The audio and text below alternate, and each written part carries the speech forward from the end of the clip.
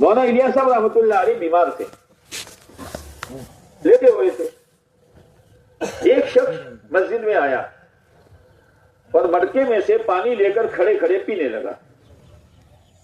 حضرت نے دیکھ لیا،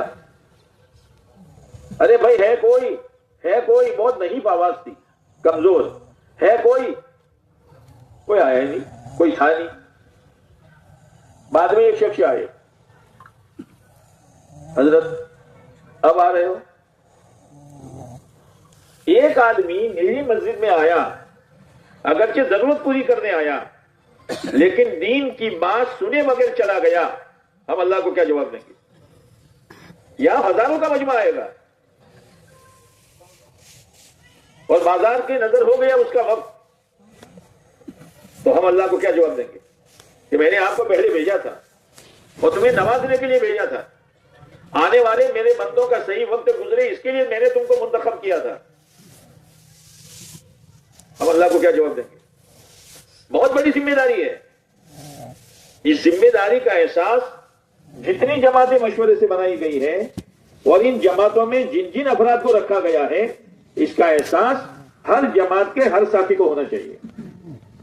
پھر کہنا نہیں پڑے گا کہ مجمع جوڑنے والی جماعت کہاں ہے بھائی، اب یہاں اعلان ہو رہا ہے بھائی آ جاؤ، قریب آ جاؤ، اور مجمع کا رخ اس طرف ہے، تو ہماری مجمع جوڑنے والی جماعت ہے کہاں ہے وہ؟ بجائے مجمع یہاں رہنے کے بازار آباد ہو رہا ہے، ذمہ دار کون ہے؟ اپنی ذمہ داری کا احساس یہ بہت بڑی چیز ہے، اپنے آپ کو معمولی نہ سمجھیں۔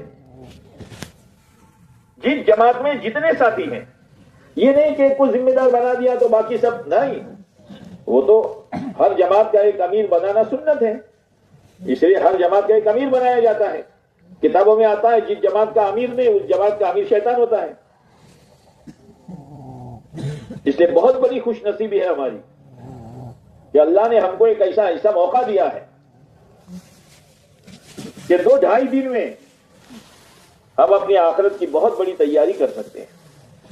اپنے عمل پر تو کوئی بھروسہ نہیں ہے، لیکن ہماری تھوڑی فکر پر کوئی نیا آدمی آیا تھا، وہ بیٹھ گیا اور وہ اپنے خاندان کا بڑا تھا یا اپنے گھر کا بڑا تھا، وہ یہاں سے ایک بات سمجھ کر گیا۔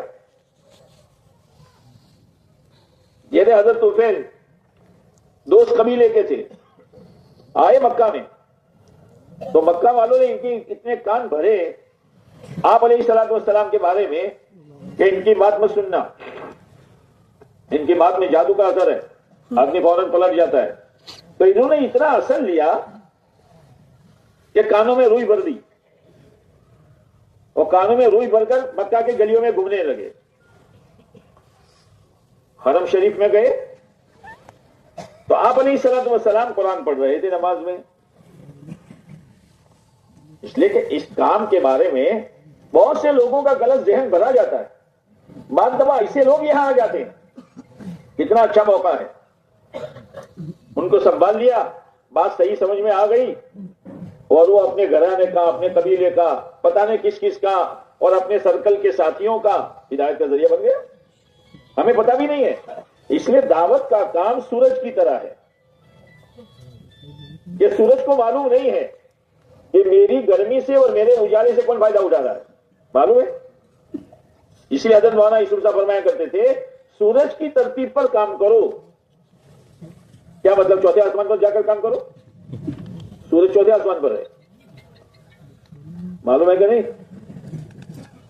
سورج چوتھے آسمان پر ہے، سورج کی ترتیب پر کام کرو۔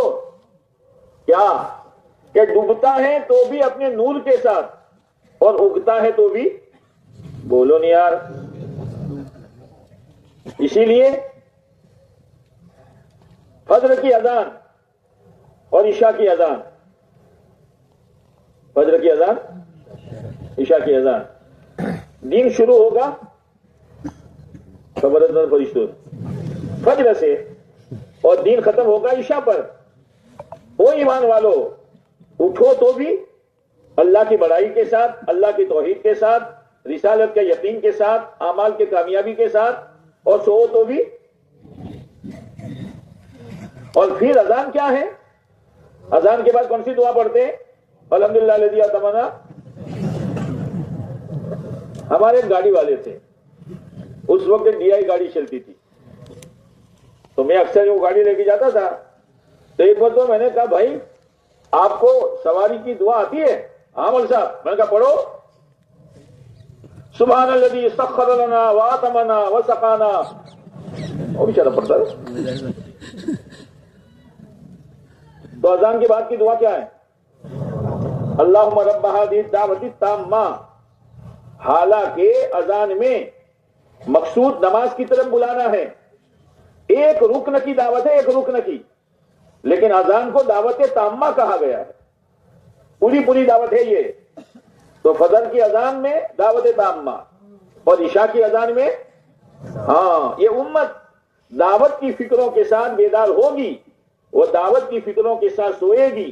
یہ امت دعوت کی فکروں کے ساتھ جیے گی اور دعوت کی فکروں کے ساتھ مرے گی. یہ نصیحت ہے. تو سورج کی ترتیب پر کہ سورج اپنے نور کے ساتھ اگتا بھی ہے اور ڈوبتا بھی ہے. دائی اللہ کی دین کی فکر کے ساتھ سوئے گا اور اللہ کی دین کی فکر کے ساتھ, اللہ بولو تو انجیا تو کہ شو اللہ لو جاگے تو اٹھے گا جاگے گا مشو بھرت کون سے بدو. دوسری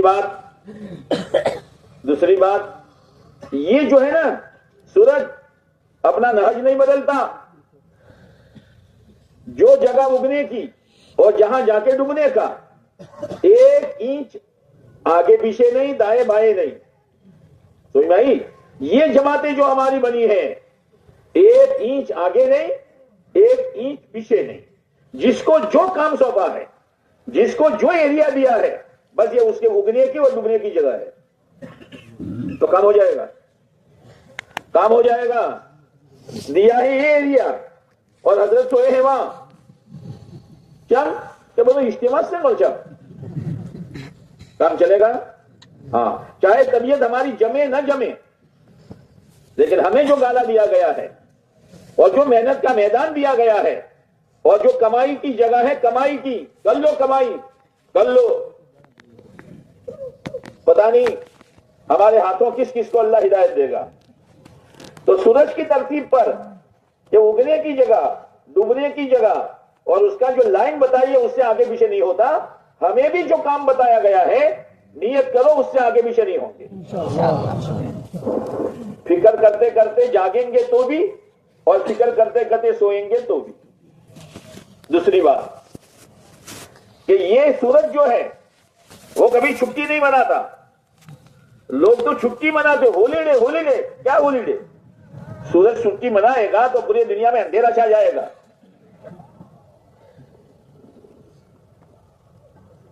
آٹلو چوڑتی بولو شوبا سے, سمجھ آئی بات؟ پوری دنیا میں اندھیرا ہو جائے گا. آج جو بے دینی کا اندھیرا ہے نا, اس لیے کہ اس امت کا سورج ڈوب چکا ہے اور اس نے چھٹی منا لی ہے, اس لیے اندھیرا ہے. عقیدے میں اندھیرا ہے, معاملات میں اندھیرا ہے, معاشرت میں اندھیرا ہے, اخلاقیات میں اندھیرا ہے. دیکھو اندھیرا ہی اندھیرا ہے, چھٹی نہیں ہے. پھر کسی سے پیسہ لینا نہیں اور اپنا نور دینا ہے.